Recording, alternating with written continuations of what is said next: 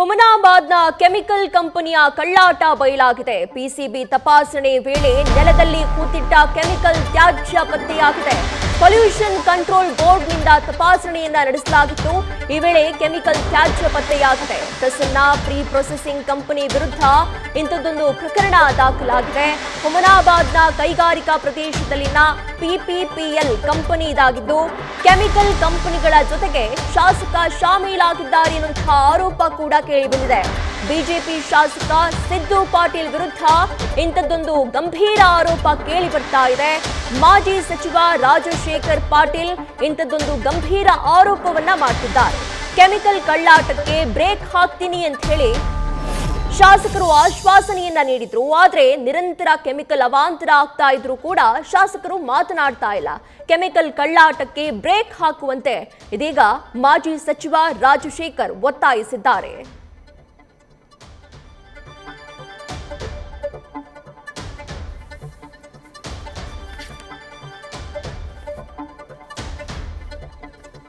ಹುಮನಾಬಾದ್ನ chemical ಕಂಪನಿಯ ಕಳ್ಳಾಟ ಇದೀಗ ಬಯಲಾಗಿದೆ. ಪಿಸಿಬಿ ತಪಾಸಣೆಯ ವೇಳೆಯಲ್ಲಿ ನೆಲದಲ್ಲಿ ಹೂತಿಟ್ಟಂತಹ ಕೆಮಿಕಲ್ ತ್ಯಾಜ್ಯ ಪತ್ತೆಯಾಗಿದೆ.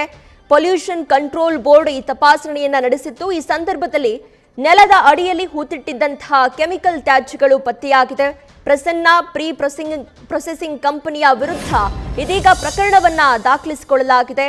ಹುಮನಾಬಾದ್ನ ಕೈಗಾರಿಕಾ ಪ್ರದೇಶದಲ್ಲಿರುವಂತಹ ಪ್ರಸನ್ನ ಪ್ರೀ ಪ್ರೊಸೆಸಿಂಗ್ ಕಂಪನಿ ವಿರುದ್ಧ ಪ್ರಕರಣವನ್ನ ದಾಖಲಿಸಿಕೊಂಡು ಇದೀಗ ತನಿಖೆಯನ್ನು ನಡೆಸಲಾಗ್ತಾ ಇದೆ. ಇದರಲ್ಲಿ ಪ್ರಮುಖವಾಗಿ ಶಾಸಕರ ಹೆಸರು ಕೂಡ ಕೇಳಿಬರ್ತಾ ಇದೆ. ಶಾಸಕರು ಈ ಒಂದು ಅಕ್ರಮದಲ್ಲಿ ಭಾಗಿಯಾಗಿದ್ದಾರೆ ಎನ್ನುವಂತಹ ಆರೋಪವನ್ನ ಮಾಜಿ ಸಚಿವರು ಮಾಡ್ತಾ ಇರುವಂತದ್ದು. ಬಹಳಷ್ಟು ದಿನಗಳಿಂದ ಇಲ್ಲಿ ಈ ರೀತಿಯಾದಂತಹ ಕೃತ್ಯ ನಡೀತಾ ಇದೆ. ಆದರೂ ಕೂಡ ಈ ಬಗ್ಗೆ ನಿರ್ಲಕ್ಷ್ಯವನ್ನ ವಹಿಸಲಾಗಿದೆ ಎನ್ನುವಂತಹ ಆರೋಪ ಕೇಳಿ ಬರ್ತಾ ಇದೆ. 2024 ಜನವರಿಯಲ್ಲಿಯೇ ಕಂಪನಿಯನ್ನ ಕ್ಲೋಸ್ ಆಗಿದ್ರೂ ಕೂಡ ಕೆಮಿಕಲ್ ಸಂಗ್ರಹ ಮಾಡಲಾಗ್ತಾ ಇತ್ತು. ಕೆಮಿಕಲ್ ಡಿಸ್ಪೋಸ್ಗೆ 2025ರಲ್ಲಿ ಪರ್ಮಿಷನ್ ಅನ್ನ ಕೊಟ್ಟಿರ್ತಾರೆ. ಆದರೂ ಕೂಡ ಈಗ ನೆಲದ ಅಡಿಯಲ್ಲಿ ಅಧಿಕಾರಿಗಳ ತಪಾಸಣೆಯ ವೇಳೆಯಲ್ಲಿ ಕೆಮಿಕಲ್ಗಳು ಪತ್ತೆಯಾಗಿರೋದು ಭಾರಿ ಸಂಶಯಕ್ಕೆ ಕಾರಣ ಆಗಿದೆ. ಇಲ್ಲಿ ಹುಮನಾಬಾದ್ ಮತಕ್ಷೇತ್ರದಲ್ಲಿ ಕೆಮಿಕಲ್ ಇಂಡಸ್ಟ್ರಿಯಿಂದ ಬಹಳಷ್ಟು ದುಷ್ಟ ಪರಿಣಾಮ ಆಗ್ತಾ ಇದೆ. ಈ ಚುನಾವಣೆಯಲ್ಲಿ ನಮ್ಮನ್ನು ಗೆಲ್ಸಿದ್ರೆ ನಾವು ಪೂರಾ ಬಂದ್ ಮಾಡ್ತಕ್ಕಂಥ ಕೆಲಸ ಮಾಡ್ತೇವೆ ಅಂತ ಚುನಾವಣೆ ಸಂದರ್ಭದಲ್ಲಿ ಹೇಳೋದು. ಗಡವಂತಿ, ಮೋಳ್ಕೇರ, ನಿಮ್ಮದು ಬಸಿಲಾಪುರು, ಮಾಣಿಕ್ ನಗರು, ದುಮ್ಮನ್ಸೂರು ಮತ್ತು ಹುಮನಾಬಾದ್ ಟೌನ್ ಇದೆಲ್ಲ ಕುಂದಿರ್ಬೇಕಾಗಿತ್ತು. ಅಂದ್ರೆ ಇಷ್ಟು ದುರ್ವಾಸನೆ ಬರುತ್ತೆ ಸಾಯಂಕಾಲ ಮತ್ತು ಬೆಳಗ್ಗೆ. ಯಾವುದು ಕೂಡ ಇಂಡಸ್ಟ್ರಿಯಲ್ ಮುಚ್ಚಲಕ್ ಆಗಿಲ್ಲ. ಇಲ್ಲಿ ಹೆಂಗಿದೆ ಅಂದ್ರೆ ಇಂಡಸ್ಟ್ರಿಯಲ್ ಜೊತೆಯಲ್ಲಿ ಇರ್ತಕ್ಕಂಥ ಶಾಸಕರು ಬಹಳ ಅಚ್ಚುಕಟ್ಟಾಗಿ ಅವ್ರ ಜೊತೆಯಲ್ಲಿ ಬಹಳ ಕೈ ಜೋಡಿಸಿದ್ದಾರೆ. ಎಲ್ಲಾ ಇದ್ರಲ್ಲಿ ಕೈ ಜೋಡಿಸಿದ್ದಾರೆ. ಈಗ ಇಂಡಸ್ಟ್ರಿ ಬಗ್ಗೆ ಹೇಳ್ತಾ ಇದ್ರಿ, ಅಷ್ಟೊಂದು ಯಾಕಾಯ್ತು?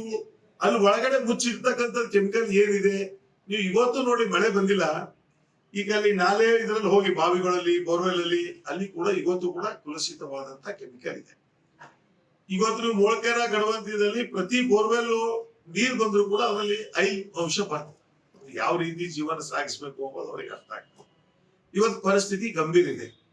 ನಾನು ಇಷ್ಟೇ ಹೇಳಕ್ ಇಚ್ಛೆ ಪಡ್ತೀನಿ, ಶಾಸಕರೇ ತಾವೇನ್ ನುಡಿದಿದ್ರಿ, ತಾವು ಯಾವ ರೀತಿ ಬಂದ್ ಮಾಡ್ತೀನಿ ಅಂತ ಹೇಳಿದ್ರಿ, ಬಂದ್ ಮಾಡೋ ಕಾರಣ ಏನು? ಹೋಗಿ ಎಲ್ಲರೂ ಕೂಡ ನೋಡಿ, ಅದು ನೋಡಿ ಅವ್ರ ಮೇಲೆ ಕೇಸ್ ಮಾಡ್ತಕ್ಕಂಥ ಕೆಲಸ ಮಾಡಿದ್ರು. ಇವತ್ತು ತಾವು ಕೇಳ್ತಾ ಇದ್ರಿ ಒಂದು ಕೆಮಿಕಲ್ ಇಂಡಸ್ಟ್ರಿ ಬಗ್ಗೆ ಇವರು ಜೊತೆಯಲ್ಲಿ ಹೋಗ್ತಾ ಇದಾರೆ ಅಂತ ನೀವು ಹೇಳ್ತಾ ಇದ್ರಿ. ಒಂದ್ ಕಡೆ ಕೆಮಿಕಲ್ ಲೆಫ್ಟ್ ಹ್ಯಾಂಡ್, ಒಂದ್ ಕಡೆ ರೈಟ್ ಹ್ಯಾಂಡ್ ಶಾಸಕರು ಎರಡು ಜೊತೆ ಜೊತೆ ಇವ್ರಿಗೆ ಏನ್ ಬೇಕು ಎಲ್ಲ ಸೌಲಭ್ಯಗಳು ಒದಗಿಸ್ಕೊಡ್ತಾ ಇದ್ದಾರೆ ಶಾಸಕರಿಗೆ. ಇವ್ರಿಗೆ ಏನ್ ಮಂತ್ರಿ ಏನ್ ಬೇಕು, ಯಾವ್ದು ಏನ್ ಬೇಕು ಎಲ್ಲರೂ ಕೂಡ ಸಹಕಾರ ಆಗ್ತಾ ಇದೆ. ಇವ್ರ ಬಗ್ಗೆ ಇದು ಮಾಡ್ತಾ ಇದ್ದಾರೆ. ಬ್ಯಾರಲ್ ಮುಚ್ಚಿಕ್ಕದಾಗ್ಲಿ, ಪ್ಲಾಸ್ಟಿಕ್ ಆಗೋದಾಗ್ಲಿ ಕಳೆದ 3 ವರ್ಷಗಳ ಹಿಂದ್ಗಡೆ ಏನೇನ್ ಆಗಿದೆ ಅದು ಕೂಡ ತೆಗಿಲಿ. ನೋಡಿ, ಇಂಡಸ್ಟ್ರಿಯಲ್ ಈ ಎಲ್ಲ ಬೀದರು ಬ್ಯಾಕ್ವರ್ಡ್ ಏರಿಯಾ ಅಂತ ಹೇಳಿ ಕೇಂದ್ರ ಸರ್ಕಾರ, ರಾಜ್ಯ ಸರ್ಕಾರ ಸಬ್ಸಿಡಿ ಕೊಟ್ಟು ಇಂಡಸ್ಟ್ರಿಯಲ್ ಡೆವಲಪ್ಮೆಂಟ್ ಮಾಡಬೇಕು, ಎಂಪ್ಲಾಯ್ಮೆಂಟ್ ಡೆವಲಪ್ಮೆಂಟ್ ಮಾಡಬೇಕು ಅಂತ ಇವು ಕಾರ್ಖಾನೆಗಳು ಪ್ರಾರಂಭ ಮಾಡೋದು. ಈ ಕಾರ್ಖಾನೆಗಳು ನಾನ್ ಬಂದಾಗೆಲ್ಲ ಸುಮಾರು ವರ್ಷಗಳಿಂದ ಇವು ಕಾರ್ಖಾನೆಗಳು ಪ್ರಾರಂಭ ಆಗಿದೆ. ಕಾರ್ಖಾನೆ ಮಾಡುವಾಗ ಇವ್ರು ಯಾವ ರೀತಿ ಸರ್ಕಾರದ ನಿಯಮ ಪ್ರಕಾರ ಕಾರ್ಖಾನೆಗಳು ಪ್ರಾರಂಭ ಆಗಿ ಆಗ್ತಿತ್ತು ಅಂದ್ರೆ ಏನೂ ಆಗ್ತದೆ. ಯಾವಾಗ ಏನು ಜನರಿಗೆ ತ್ರಾಸ ಆಗಿಲ್ಲ ಅದು ನೋಡ್ಕೊಂಡು ಬಂದ್ರು. ಈಗ ಎಷ್ಟು ತ್ರಾಸ ಆಗ್ತಾ ಇದೆ ಶಾಸಕರೇ, ಅದ್ರ ಬಗ್ಗೆ ನೋಡಿ. ಬಂದೀವಿ ಇದ್ರ ಮೇಲೆ ಜನ ಸಂಕಷ್ಟದಲ್ಲಿದ್ದಾರ. ಆ ಜನರು ಕಷ್ಟ ಸಮಯದಲ್ಲಿ ನೀವು ಯಾವ ರೀತಿ ಭರವಸೆ ಕೊಟ್ಟಿದ್ರಿ ಆ ಭರವಸೆ ಈಡೇರಿಸ್ತಕ್ಕಂಥ ಕೆಲಸ ಮಾಡಿ. ಇಲ್ಲದೆ ಹೋದ್ರೆ ಬರ್ತಕ್ಕಂಥ ದಿನದಲ್ಲಿ ಹುಮ್ನಾಬಾದ್ ಬಂದ್ ಕಾಲ್ ಮಾಡಿ ಇದಕ್ಕೆ ಆದಂತ ಒಂದು ದೊಡ್ಡ ಸ್ಟ್ರೈಕ್, ದೊಡ್ಡ ಪ್ರಮಾಣದಲ್ಲಿ ಇಡೀ ಹುಮ್ನಾಬಾದ್ ಕ್ಷೇತ್ರದ ಕಾಂಗ್ರೆಸ್ ಪಕ್ಷದ ಕಾರ್ಯಕರ್ತರಿಗೆ ತಂದು ಒಂದು ದೊಡ್ಡ ಇದರಿಂದ ಸಂದೇಶ ಕಳಿಸ್ತಕ್ಕಂಥ ಶಾಸಕರಿಗೆ ಮಾಡ್ತಕ್ಕಂಥ ಕೆಲಸ ನಾವು ಮಾಡ್ತೀವಿ. ಈ ಬಗ್ಗೆ ಹೆಚ್ಚಿನ ಡೀಟೇಲ್ಸ್ ಅನ್ನ ನಮ್ಮ ಪ್ರತಿನಿಧಿ ಶಿವಾನಂದ್ ನೀಡ್ತಾ ಹೋಗ್ತಾರೆ. ಶಿವಾನಂದ್, ಶಾಸಕರ ಪ್ರಭಾವ ಅಂತ ಹೇಳಲಾಗ್ತಾ ಇದೆ, ಇದೇ ಕಾರಣಕ್ಕೆ ಅಧಿಕಾರಿಗಳು ನಿರ್ಲಕ್ಷ್ಯವನ್ನ ವಹಿಸಿದ್ರ? ಈ ಕಂಪನಿಗೂ ಶಾಸಕರಿಗೂ ಏನ್ ಸಂಬಂಧ? ಎಸ್ ಪ್ರೀತಿ, ಏನು ಹುಮ್ನಾಬಾದ್ ಕೈಗಾರಿಕಾ ಪ್ರದೇಶದಲ್ಲಿ ನಡೀತಾ ಇದ್ದಂತಹ ಕೆಮಿಕಲ್ ಕಂಪನಿಯ ಕಳ್ಳಾಟವನ್ನ ಅಧಿಕಾರಿಗಳು ಬಯಲು ಮಾಡಿರುವಂತದ್ದು. ಏನೋ ಈ ಹಿಂದೆಯೂ ಕೂಡ ಸಾಕಷ್ಟು ಬಾರಿ ಕೆಮಿಕಲ್ ವಿಚಾರವಾಗಿ ಸಾಕಷ್ಟು ವಿಚಾರಗಳು ಬಹಿರಂಗ ಆಗಿತ್ತು. ಅಂದ್ರೆ ಹುಮ್ನಾಬಾದ್ ತಾಲೂಕಿನ ಮುಳ್ಕೆರೆ ಗ್ರಾಮದಲ್ಲಿ ಕೂಡ ಕೆಮಿಕಲ್ನಿಂದಾಗಿ ಬ್ಲಾಸ್ಟ್ ಆಗಿತ್ತು. ಆ ಪ್ರಕರಣದಲ್ಲಿ ಕೆಲವೊಬ್ಬರಿಗೆ ಗಾಯಗಳು ಕೂಡ ಆಗಿತ್ತು. ಅದಾದ ಬಳಿಕ ಒಂದು 15-20 ದಿನಗಳ ಅಂತರದಲ್ಲೇ ಒಂದು ಅದೇ ಗ್ರಾಮದ ಹೊರವಲಯದಲ್ಲಿ ಕೆಮಿಕಲ್ ಬ್ಲಾಸ್ಟ್ ಆಗಿತ್ತು. ಅಂದ್ರೆ ಆಟೋಮೆಟಿಕ್ ಆಗಿ ಬೆಂಕಿ ಹೊತ್ಕೊಂಡಿತ್ತು, ಕೆಮಿಕಲ್ ತ್ಯಾಜ್ಯ ಸುರಿದ್ರಿಂದಾಗಿ. ಅದಲ್ಲದೆ ಪ್ರತಿ ಮಳೆಗಾಲ ಆರಂಭ ಆದ್ರೆ ಸಾಕು ಹುಮ್ನಾಬಾದ್ ಕೈಗಾರಿಕಾ ವಲಯದ ಪ್ರದೇಶದ ಸುತ್ತಮುತ್ತ ಗ್ರಾಮಸ್ಥರಿಗೆ ಪ್ರತಿನಿತ್ಯ ಒಂದಲ್ಲೊಂದು ಆತಂಕ ಇರುವಂತದ್ದು. ಯಾಕಂತಂದ್ರೆ ಪ್ರತಿ ಬಾರಿ ರಾತ್ರೋರಾತ್ರಿ ಕೆಮಿಕಲ್ ಫ್ಯಾಕ್ಟರಿಗಳು ಹೋಗಿ ತ್ಯಾಜ್ಯವನ್ನ ಸುರಿದು ಬರ್ತಾರೆ. ಇದರಿಂದಾಗಿ ಪರಿಸರಕ್ಕೂ ಹಾನಿ ಆಗತ್ತೆ. ಅದೇ ರೀತಿ ಜನರಿಗೂ ಕೂಡ ಸಾಂಕ್ರಾಮಿಕ ರೋಗದ ಭೀತಿ ಉಂಟಾಗತ್ತೆ. ಅದೇ ರೀತಿ ಏನು PPPL ಅಂದ್ರೆ Prasanna pre processing private company limited ಏನೋ 2024 ಜನವರಿ ತಿಂಗಳಲ್ಲಿ ಕ್ಲೋಸ್ ಆಗಿರುತ್ತೆ. ಅಂದ್ರೆ ಷರತ್ತುಬದ್ಧಗಳನ್ನ ಅಂದ್ರೆ ಆ ಕಂಪನಿಗೆ ವಿಧಿಸಿದ್ದಂತಹ ಷರತ್ತುಗಳನ್ನ ಉಲ್ಲಂಘನೆ ಮಾಡಿದ್ದರಿಂದಾಗಿ PCB ಅಧಿಕಾರಿಗಳು ಆ ಒಂದು ಕಂಪನಿಯನ್ನ ಕ್ಲೋಸ್ ಮಾಡಿರ್ತಾರೆ. ಅದಾದ ಬಳಿಕ ಆದ್ರೂ ಕೂಡ ಅವರು ಕೆಮಿಕಲ್ ಅನ್ನ ಅದೇ ಒಂದು ಕಂಪನಿಯಲ್ಲಿ ಸಂಗ್ರಹಿಸಿಟ್ಟಿರ್ತಾರೆ.